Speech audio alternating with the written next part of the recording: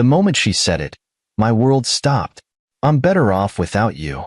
5 words, soft enough to be mistaken for a whisper, but loud enough to shatter my heart into 1,000 jagged pieces. She didn't yell, she didn't cry. She just stood there by the door, suitcase in hand, delivering what felt like the final blow to a man already bleeding out. I didn't say anything. What could I have said? What's the right response to your wife of 10 years deciding that your existence is no longer an asset to her life? I stood there, rooted to the same spot I'd occupied countless times as I watched her leave for work, or a friend's house, or anywhere else that wasn't here with me. Only this time, I knew she wasn't coming back. It's funny how your mind betrays you in moments like that. Instead of clinging to the present, her words, the suitcase, her hand on the doorknob, I kept seeing flashes of the past. Our wedding day. She'd worn this vintage lace dress, the kind you'd only see in magazines. She looked at me with eyes full of love and promise. Forever, she had whispered back then, and now, here we were. Forever, apparently, had an expiration date. When the door clicked shut behind her, the silence roared in my ears. She didn't slam it, didn't even look back to see if I'd follow. That was what hurt the most. Not the betrayal of her words, but the quiet indifference of her actions. I wasn't worth a second glance. I stayed in that spot for what felt like hours. The air around me seemed heavier, thicker. I didn't cry. I couldn't. There was an ache deep in my chest, something raw and unnameable, but tears didn't come. Instead, my mind raced, dissecting every moment of the past year, trying to pinpoint the exact second when the foundation of our marriage began to crumble. Was it the late nights at work? The growing number of girls' trips? The way she'd started talking about her future in singular terms, my goals, my dreams, never our life anymore. I should have seen it coming. All the signs were there, flashing neon red. But you don't want to see those signs when you're in love, do you? You ignore them, chalk them up to stress or bad timing, or anything else that lets you sleep at night. I let myself believe we were just going through a rough patch. I didn't realize we were driving toward a cliff, and she'd already decided to jump out before the crash. The anger didn't come right away. At first, there was only numbness, an emptiness so vast it threatened to swallow me whole. I wandered through the house like a ghost, touching the things she'd left behind. Her coffee mug still on the counter, her favorite throw blanket draped over the couch. I didn't move them, as if preserving the scene would somehow keep her from fading completely. But as the hours turned into days, the numbness gave way to something sharper. I found the letter she hadn't even bothered to sign, explaining why she was leaving. She said she needed to find herself, whatever that meant. She mentioned how stifling our marriage had become, how she felt like she was shrinking in my presence. And then, the kicker, she needed to be free to live the life she deserved.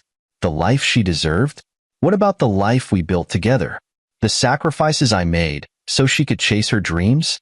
I put off promotions, turned down opportunities, and supported her through every twist and turn of her career, her health, her family dramas. And now she was walking away because I wasn't enough anymore? The anger burned hot and fast, but even it couldn't hold a candle to the hurt. Because deep down, a part of me still loved her. Still wanted to believe this was some kind of terrible mistake. Still hoped she'd come back through that door, drop her suitcase, and tell me she was sorry. But I knew better. The door she closed on me that day, it wasn't just wood and hinges. It was symbolic, final, an unspoken declaration that whatever we'd been to each other was over. So, I made a decision. I wouldn't beg. I wouldn't plead. I wouldn't chase after someone who decided I wasn't worth staying for. If she thought she was better off without me, fine. I wouldn't give her the satisfaction of proving otherwise. But I also made another decision that day, standing in the hollow silence of our once happy home. That door she walked out of would never open for her again. Not physically, not metaphorically. Whatever journey she thought she was embarking on, she'd be doing it alone.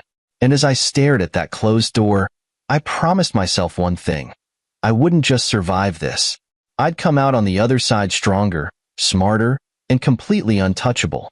The day after she left was the hardest. You'd think it was the moment she walked out the door. But no, it was the next day. The first day of a new reality I didn't ask for. When I woke up, the bed felt colder, the room quieter, and the weight of her absence pressed down on me like a lead blanket. It wasn't just that she was gone. It was that I had to figure out how to move forward without her, even though I had no idea how to take the first step. At first, I thought maybe I'd let the grief take over, at least for a little while. People always say you should give yourself time to mourn. So I sat in the silence, waiting for the tears to come. But they didn't. I couldn't cry, not yet. It was as if my body hadn't caught up with my mind. The pain was there, but it stayed locked inside, like a caged animal pacing, waiting for the right moment to break free. I distracted myself the only way I knew how, by keeping busy. I cleaned the house, not because it needed it, but because it gave me something to do. I scrubbed the counters, rearranged the bookshelves, even vacuumed the living room rug twice. Her coffee mug sat on the counter, a cruel reminder of her presence. I washed it and put it in the back of the cabinet, as if hiding it would somehow hide the pain. But no amount of cleaning could erase the emptiness. By midday, I'd run out of distractions and found myself sitting on the couch, staring at the wall. My phone buzzed a few times, friends checking in, family offering their support, but I didn't answer. What could I say? She left me. Saying it out loud felt like admitting defeat, and I wasn't ready for that. The real blow came when I checked our bank account later that evening. I don't know what compelled me to do it. Maybe it was some unconscious need to make sure at least one thing in my life was still intact. But when I opened the app, I saw the truth staring back at me in bold numbers. Nearly everything was gone. She hadn't just left me. She'd taken the money too. My chest tightened, and for the first time since she left, I felt the sharp sting of betrayal. It wasn't enough that she walked out on me. She had to take the foundation of our stability with her. I scrolled through the transaction history, watching as the list of withdrawals told a story I didn't want to believe. She'd been preparing for this for weeks, maybe even months.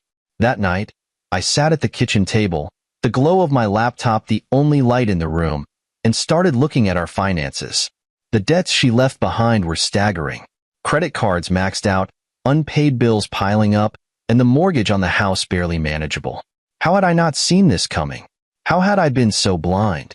It was in the middle of sorting through the mess that I found another truth, one that hurt even more than the empty bank account.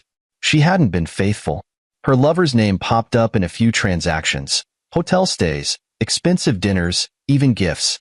The name was unfamiliar, but a quick search revealed everything I needed to know. Ethan Green, a wealthy entrepreneur, the kind of man who could offer her a life of luxury and excitement that I, apparently, couldn't. I wish I could say I flew into a rage, smashed a plate, or threw something across the room. But no, I just sat there, staring at the screen, numb. My mind was a whirlwind of questions. Was I not enough? Did she ever love me? Was this always her plan? That night, sleep didn't come. I lay in bed, staring at the ceiling, replaying every moment of our marriage in my head. I thought about the good times, the vacations, the anniversaries, the quiet evenings spent laughing over nothing. And then I thought about the bad times, the arguments, the distance, the way she'd stopped looking at me like I mattered. The next morning, something shifted. I woke up with a clarity I hadn't felt in years. If she thought I was weak, if she thought I'd crumble without her, she was wrong. I wasn't going to let her or anyone else have that kind of power over me. I started small. I made a list, an actual physical list on paper, of what needed to be done. Pay the bills, contact a lawyer, reassess the budget. But at the very top of the list, I wrote something that wasn't about finances or logistics. Rebuild yourself. It wasn't just about surviving this. It was about becoming someone she would regret leaving. That day, I called an old friend, Richard. We hadn't talked much in recent years, but he was the kind of guy who always knew how to pick people up when they were down. I told him everything, well, most of it. And by the end of the call, he had a plan. Come work with me, he said. You're talented, David. Let's turn this around. For the first time in days, I felt a glimmer of hope. It wasn't much, but it was enough to keep me moving forward. Lillian may have taken everything, but she hadn't taken me, and that was enough for now. When you've hit rock bottom, there's only one direction to go. Up. At least, that's what I told myself as I sat in my living room, staring at the list I had scribbled on a piece of paper. It was a simple list, really, tasks to tackle, bills to pay, debts to manage, but the final item on it wasn't simple at all. Rebuild yourself? It wasn't just a goal, it was a challenge. And if I was going to survive this mess, I had to take it seriously. The first step was clear: rebuild my career. I'd spent years working in tech, building solutions for other people's problems, but I'd never truly bet on myself. I always played it safe: steady jobs, predictable income, no unnecessary risks. Lillian used to joke about how boring I was for not chasing bigger dreams. Well, boring or not, that stability had funded her lifestyle for years. And now, it was time to put my skills to work for me, not for someone else. I called Richard the next morning. He was the kind of guy who didn't waste time on small talk, which was exactly what I needed. "All right," he said after I explained my situation. "Let's get to work. You're too smart to sit around feeling sorry for yourself." Richard wasn't just a friend. He was a mentor. He'd built his own tech company from the ground up, and now he was offering me a lifeline. We brainstormed for hours, sketching out ideas for a new venture. By the end of the conversation, we had a plan. I'd start my own company, focused on developing software solutions for small businesses. It wasn't glamorous, but it was practical, and more importantly, it was mine. Starting a company from scratch wasn't easy. I worked 16-hour days, juggling programming, networking, and pitching to potential investors. My house became my office, the dining table covered in sticky notes and diagrams. I lived on coffee and sheer determination, driven by a singular thought: I will not let her win. But rebuilding my career was only part of the equation. I knew I had to rebuild myself, too.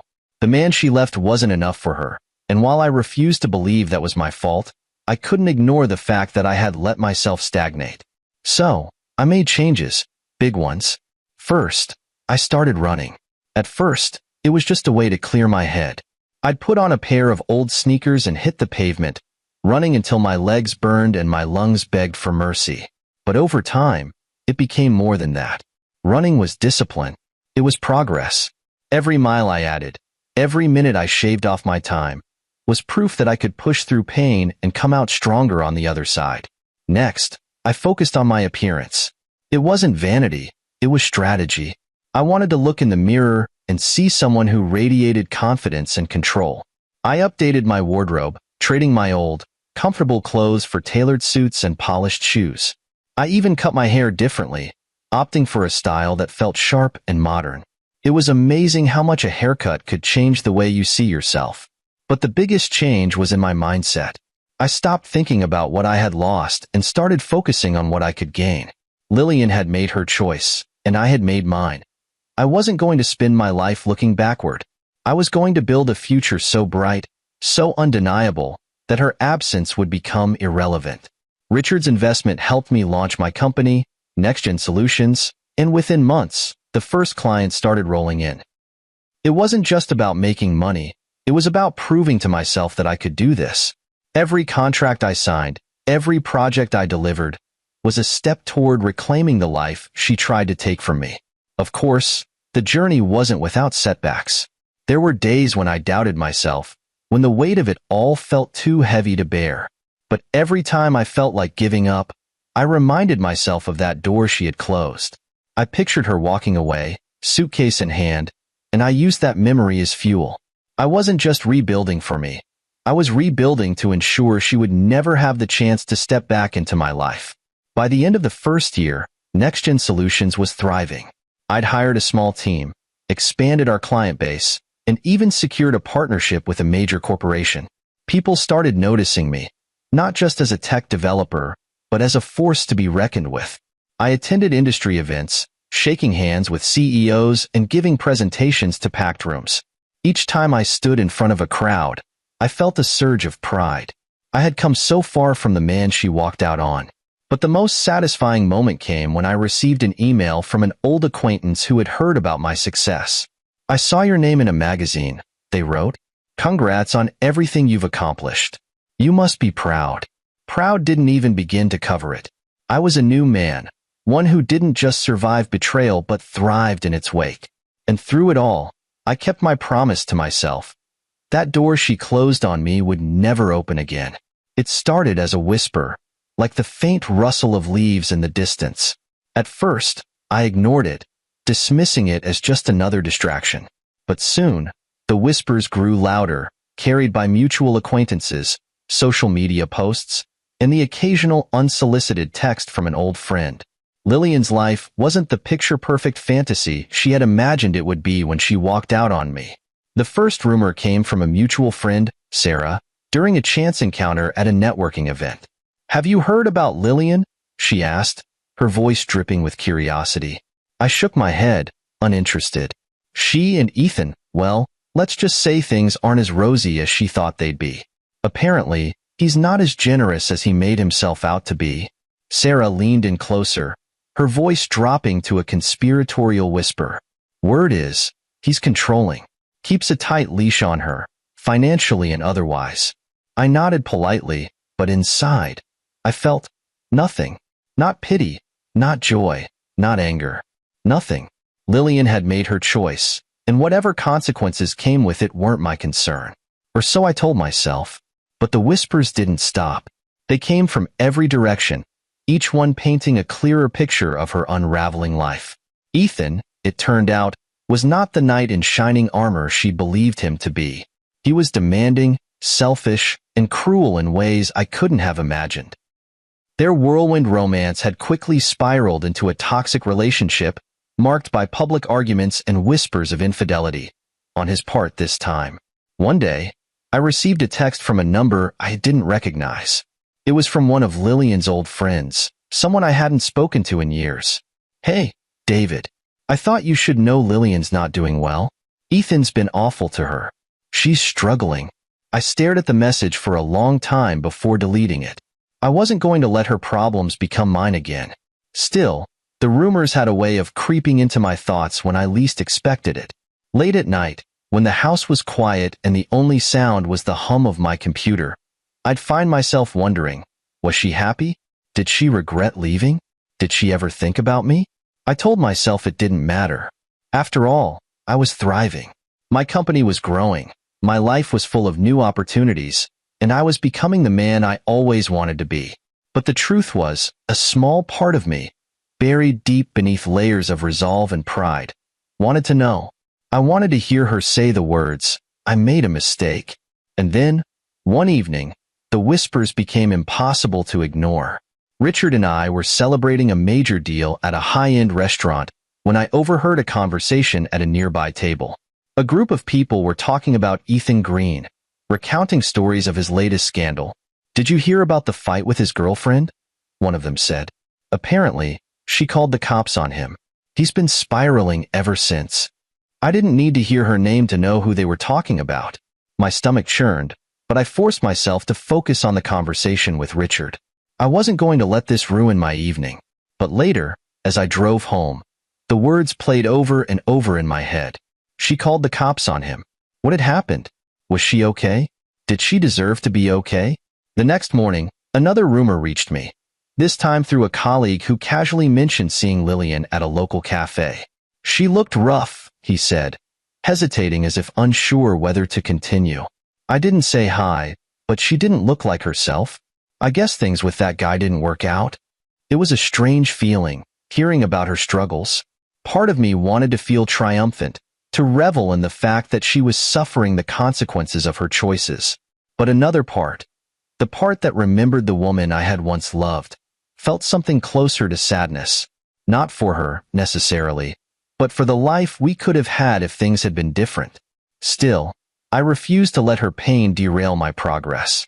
I kept working, kept building, kept moving forward. But the whispers lingered, a constant reminder that the past doesn't just disappear. It echoes. And no matter how far you run, those echoes have a way of finding you. The day I saw her again, I realized just how much those rumors had gotten under my skin. She was standing in line at a coffee shop, her hair pulled back in a loose ponytail, her shoulders hunched as if the weight of the world had settled on them. She looked smaller, thinner, almost fragile. I didn't approach her.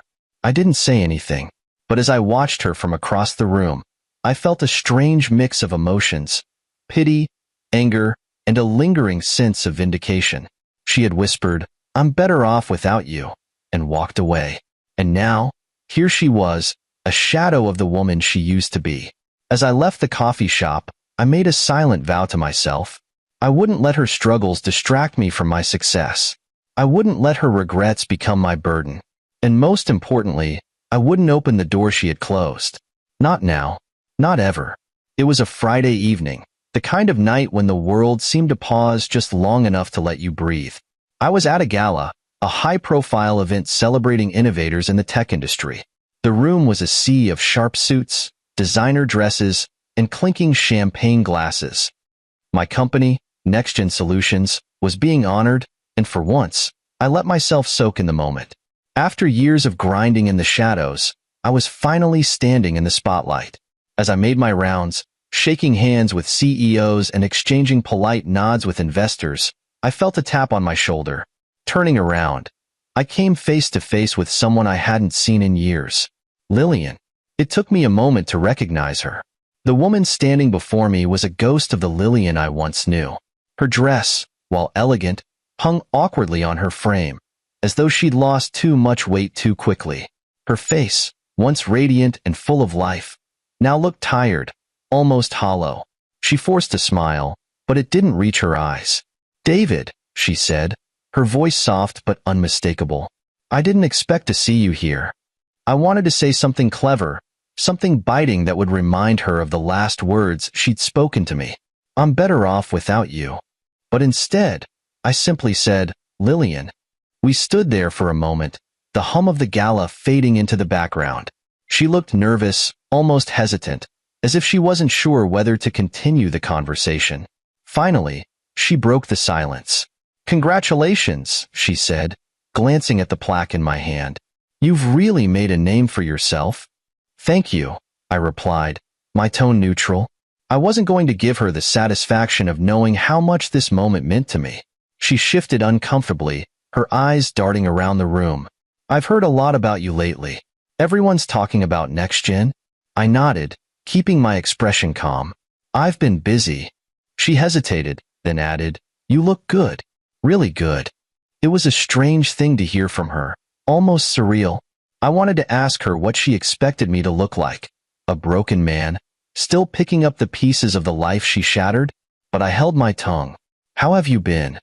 I asked, my voice carefully devoid of emotion. Her smile faltered. "It's been a challenging couple of years." She paused, as if waiting for me to ask for details. When I didn't, she continued, "Ethan and I, things didn't work out." I raised an eyebrow, though I wasn't surprised. The rumors had painted a clear enough picture. "I see." She shifted again, her discomfort almost palpable. "I made some mistakes, David. I've been thinking a lot about everything." Ah, there it was, the beginning of an apology. But I wasn't interested in hearing it. "Not here, not now." "Well," I said, glancing at my watch, "I'm glad you're thinking about things." "Excuse me, I need to speak with someone." Her face fell, but she quickly masked it with another forced smile. "Of course. It was nice seeing you." I nodded and walked away, my heart pounding in my chest. Seeing her again had stirred up emotions I thought I'd buried long ago. Anger, sadness, maybe even a flicker of pity. But as I navigated through the crowd, shaking hands and exchanging pleasantries, I felt something else too. Power. For the first time since she walked out on me, I was in control. She had no hold over me, no claim to my life or my success. And as I stood there, surrounded by people who saw me as a success story, I realized that I didn't need her acknowledgement or her apology. I had built this life without her, and I was better off for it. Later that evening, as I was leaving the gala, I saw her again. She was standing near the entrance, alone, clutching her purse like it was a lifeline. Our eyes met for a brief moment, and she opened her mouth as if to say something. But I didn't stop. I didn't even slow down. I walked past her, out into the cool night air, and didn't look back. Because the door she closed on me that day wasn't just symbolic, it was final. And I wasn't about to open it again. It wasn't long after the gala that I noticed a pattern. Lillian wasn't just popping up randomly. She was trying to reinsert herself into my life. Subtle at first, a friend of a friend mentioning she asked about me, a chance encounter at a coffee shop that felt too convenient to be accidental. Then came the messages. At first, they were vague, polite. It was nice seeing you at the gala. You looked well. Then they became more personal. I've been thinking a lot about us. About everything. I didn't reply to a single one. I knew what she was doing. She wasn't looking for closure. She was looking for a way back in. Maybe it was the success she saw at the gala. Or maybe her life with Ethan had crumbled so thoroughly that she needed a lifeline. Whatever her reasons, I wasn't about to let her disrupt the life I had painstakingly rebuilt. But ignoring her didn't make her stop. If anything, it seemed to fuel her determination. She started showing up at places she had no reason to be. My office building, events she wasn't invited to. Each time, she'd find a way to speak to me, her tone increasingly desperate. David, can we talk? There's so much I need to say. Please, just give me a chance to explain. I'd nod politely, say I was busy, and walk away. I wasn't going to give her the satisfaction of an emotional confrontation, but I knew something had to be done. I couldn't let her continue this campaign of re-entry into my life. She'd made her choice and I'd made mine. That door was closed. So, I decided to set a trap, not out of malice, but out of necessity. If she was determined to weave her way back into my world, I would give her just enough rope to tie herself in knots. It started with a carefully crafted public persona. At the next industry event, I made sure to arrive with someone by my side. Sophia. She wasn't just a colleague. She was a trusted ally. Someone who understood my history with Lillian and was more than willing to play the role I needed her to play. Sophia was sharp, confident, and effortlessly charming. The kind of woman who could turn heads and command a room without saying a word. At the event, we made a point of being seen together, laughing, talking, and generally looking like a couple completely at ease with one another. I knew Lillian was watching. I could feel her eyes on us from across the room. The next day, the messages started again. This time, they were more frantic. I didn't know you were seeing someone. She seems nice. How long have you been together? David, I need to talk to you. Please. I didn't reply to those either. Instead, I kept up the act.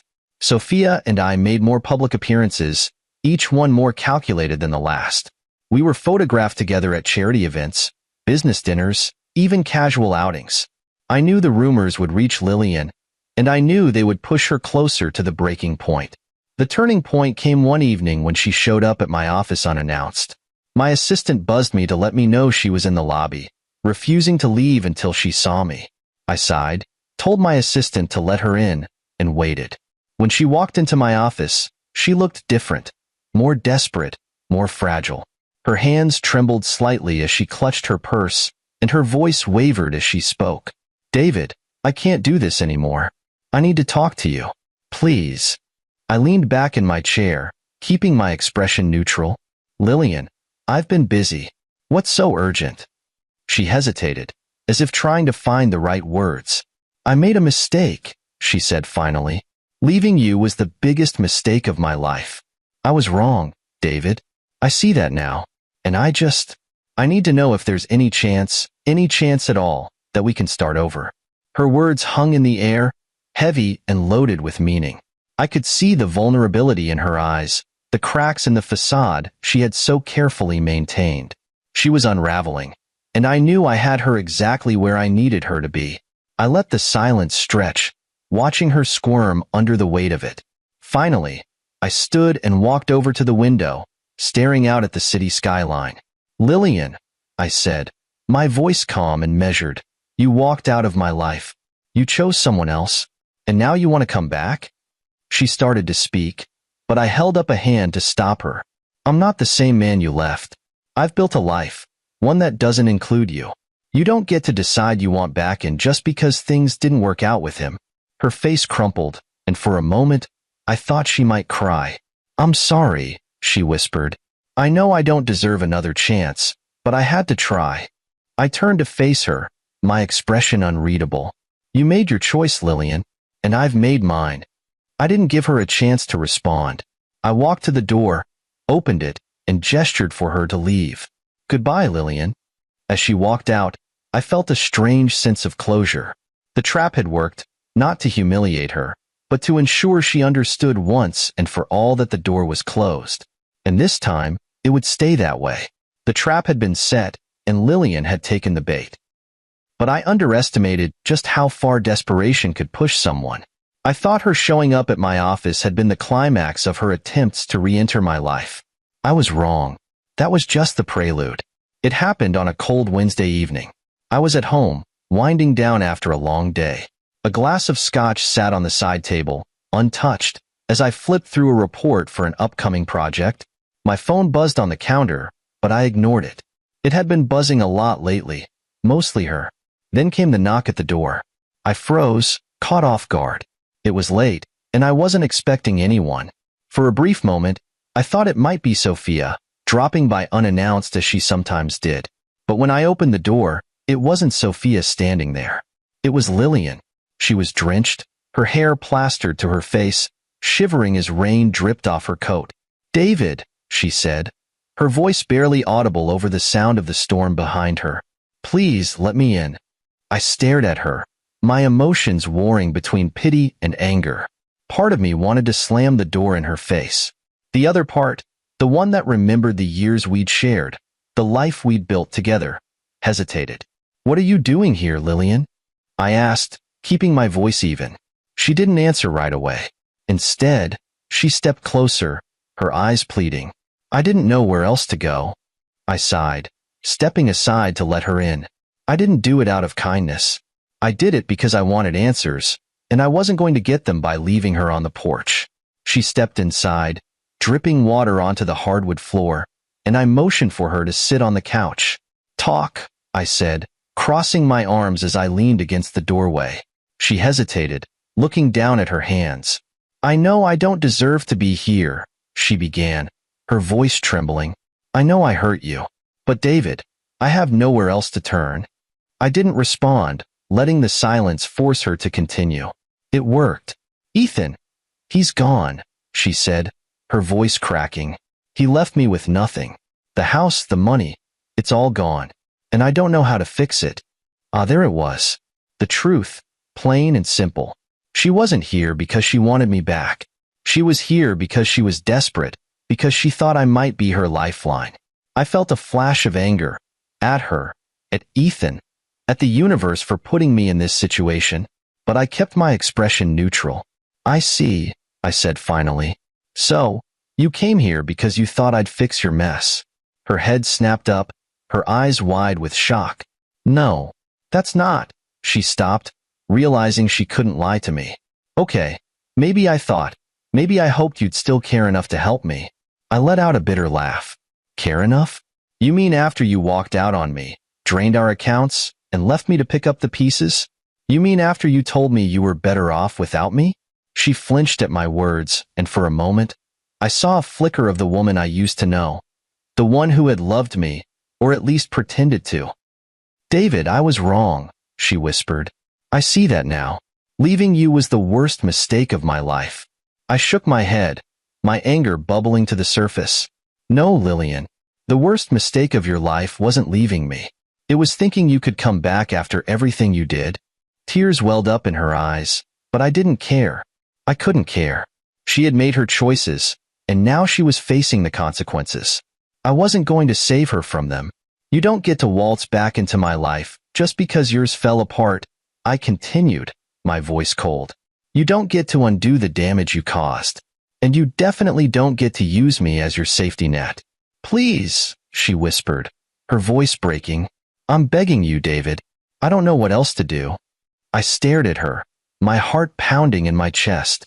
A part of me, a small, foolish part, wanted to help her, to ease her pain.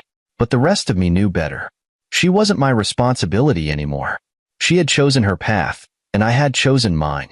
"You need to leave," I said, my voice firm. She looked up at me, her eyes wide with disbelief. "David, please." "No," I interrupted. "I've worked too hard to rebuild my life. I won't let you tear it down again." For a moment, she didn't move. Then, slowly, she stood, her shoulders slumped in defeat. She turned to leave, but before she reached the door, She paused and looked back at me. "I'm sorry," she said, her voice barely audible. "For everything." I didn't respond. I didn't need to. She opened the door and stepped out into the rain, disappearing into the night. As I closed the door behind her, I felt a strange mix of emotions: relief, sadness, and a lingering sense of finality. The door she closed on me years ago was now truly closed on her, and this time, it would stay that way. After Lillian walked out that rainy night, I stood by the door for a long time, listening to the sound of the storm fade into the distance. My hands rested on the knob, cold and unmoving, as if some part of me still expected her to knock again. But she didn't. The moment was over, and so was everything that had tied me to her. For the first time in years, I felt free. Don't get me wrong. It wasn't the kind of freedom that fills you with joy or relief. It was quieter, heavier. A freedom that came with accepting the finality of something you once thought would last forever. The freedom of knowing that no matter what happened, there was no going back. The days that followed were surprisingly ordinary. I went back to work, attended meetings, and poured myself into the projects that had become the foundation of my new life. But something was different. The weight I had carried since the day she left, the anger, the sadness, the bitterness, was lighter now. It wasn't gone entirely, but it no longer consumed me. I started spending more time with Sophia. At first, it was just for coffee after work or the occasional dinner to debrief after a long day. But slowly, those moments became something more. Sophia wasn't just a colleague or a convenient ally in my plan to keep Lillian at bay. She was Sophia, warm, intelligent, and refreshingly straightforward. One evening, as we sat on her balcony overlooking the city, she turned to me and said, "You know, you don't have to carry it all by yourself." I raised an eyebrow. Carry what? The guilt, the anger, whatever it is that's keeping you from letting go completely. I didn't respond right away. She had a way of cutting through my defenses, of seeing things I wasn't ready to admit even to myself. Finally, I sighed. "I've let go," I said, though the words felt more like a hope than a fact. She didn't push, didn't argue. She just smiled softly and changed the subject, letting me sit with the thought. The truth was, I had let go of Lillian, but I hadn't let go of the part of me that she had broken. I still held on to the scars, the doubts, the fear that I would never be enough for anyone else. But as the months passed, I started to see those scars differently. They weren't signs of failure.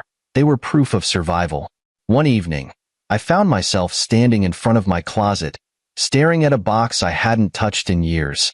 It was full of memories, photos, letters, little mementos from a life that no longer felt like mine. For a long time, I had avoided it, thinking that keeping it out of sight would help me move on. But now, I realized that holding on to it, even in secret, was just another way of staying tied to the past. So, I opened it. I didn't cry. I didn't rage. I just looked through the pieces of a life that felt like someone else's. And then, one by one, I let them go. The photos went into the shredder. The letters, into the fireplace. The mementos, into a donation box. By the time I was done, the box was empty, and so was the weight I'd been carrying for far too long. It wasn't just about Lillian. It was about me. About reclaiming my story, my identity, my worth. In the months that followed, my life continued to grow in ways I hadn't thought possible. NextGen Solutions expanded into new markets, earning accolades and partnerships I had only dreamed of. I started mentoring young entrepreneurs, sharing the lessons I had learned, not just about business, but about resilience and self-worth. And then there was Sophia. What started as companionship grew into something deeper, something I hadn't thought I'd find again. She wasn't just a partner in work. She became a partner in life. With her, I found something I hadn't realized I'd been missing: peace. One evening, as we sat together in my living room, she turned to me and asked, "Do you ever think about her?" I knew who she meant. Sometimes, I admitted, but not the way I used to.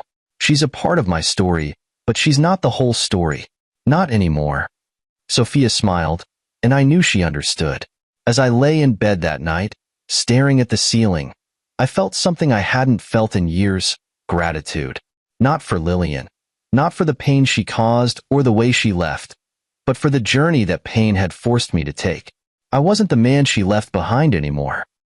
I was stronger, smarter, and, most importantly, free. And as I drifted off to sleep, I realized something else.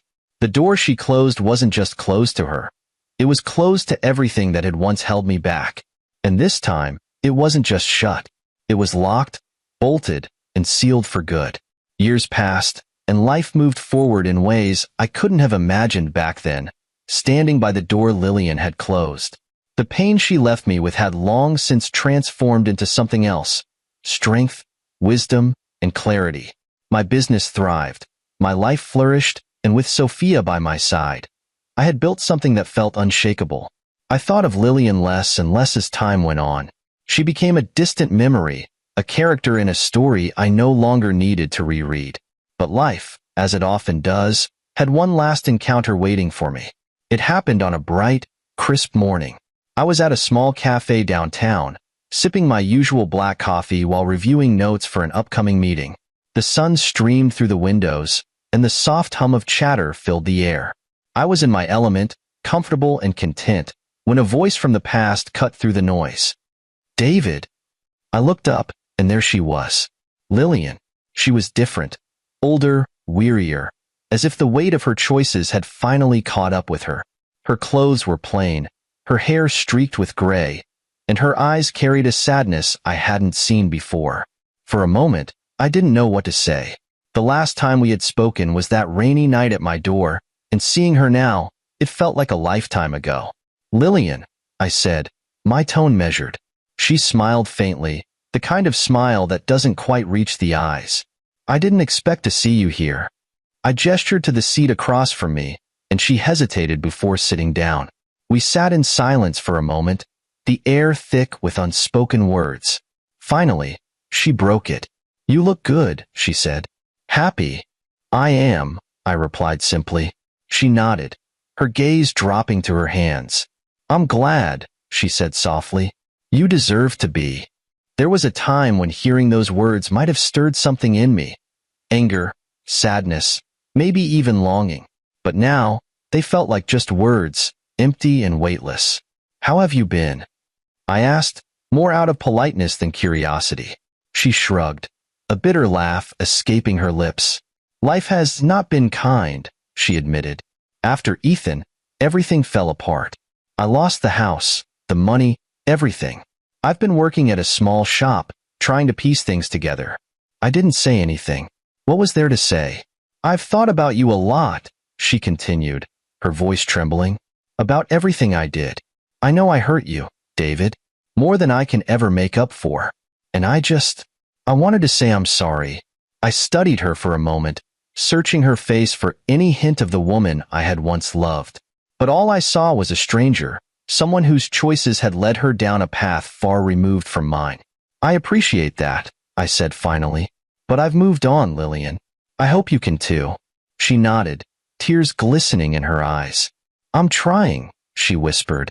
As she stood to leave, she paused, her hand resting on the back of the chair. "David," she said, her voice barely audible, "I'm glad you're happy. Truly." "Thank you," I replied, meaning it. She walked away then, disappearing into the crowd. I watched her go, not with anger or regret, but with a quiet sense of closure. The door she had closed on me all those years ago was not just closed. It was locked, bolted, and sealed.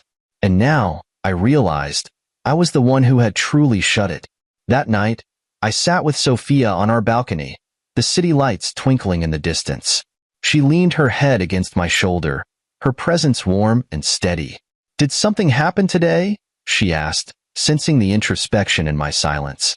I thought about Lillian, about the chapter of my life that had finally reached its true conclusion. "I saw her," I said. Sophia didn't need me to elaborate. She simply took my hand in hers and squeezed it gently. "How do you feel?" "Grateful," I said after a moment.